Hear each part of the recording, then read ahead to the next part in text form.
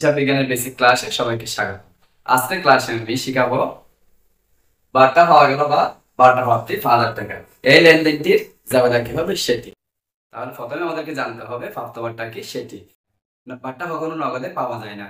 পাওনাদারকে টাকা পরিশোধের সময় আমরা যে পরিমাণ টাকা কম দিই সেটা হচ্ছে প্রাপ্ত বার্তা। প্রাপ্ত বার্তার সাথে সম্পর্ক হচ্ছে পাওনাদারের সাথে।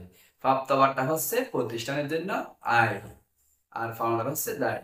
তাহলে এই লেনদেনটি জাবেদা করতে হবে প্রাপ্ত বার্তা পাওনাদার হিসাব ডেবিট, প্রাপ্ত বার্তা হিসাব ক্রেডিট।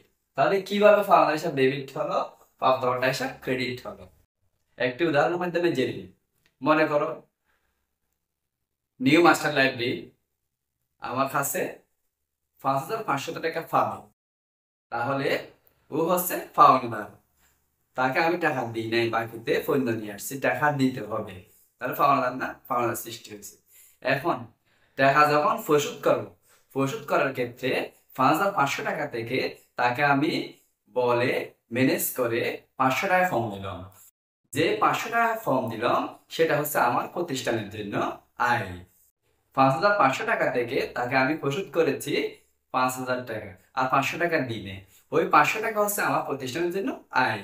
তাহলে আয় বেড়ে গেছে, আয় বেড়ে গেলে প্রাপ্ত বার্তা হিসাব ক্রেডিট হবে, প্রাপ্ত বার্তা হিসাব আয়। এরপরে দায়, নিউ মাস্টার লাইব্রেরি হচ্ছে দায়, দায় কমে গেছে, দায় কমে গেলে ডেবিট হবে, অর্থাৎ পাওনাদার হিসাব ডেবিট হবে, পাওনাদার হিসাব ডেবিট, প্রাপ্ত বার্তা হিসাব ক্রেডিট। প্রাপ্ত বার্তার সাথে সম্পর্ক হচ্ছে পাওনাদার। প্রাপ্ত বার্তা প্রদানের পরিমাণকে হ্রাস করে এবং আয়কে বৃদ্ধি করে, ফলে প্রাপ্ত বার্তা হিসাব কি হয়, ক্রেডিট হয়। আবার পাওনাদারের পরিমাণকে হ্রাস করে দায়কে কমায়, সেজন্য পাওনাদার হিসাব ডেবিট হয়। ধন্যবাদ সবাইকে। পরবর্তী ক্লাস দেখার আমন্ত্রণ জানিয়ে বিদায় নিচ্ছি। আল্লাহ হাফেজ।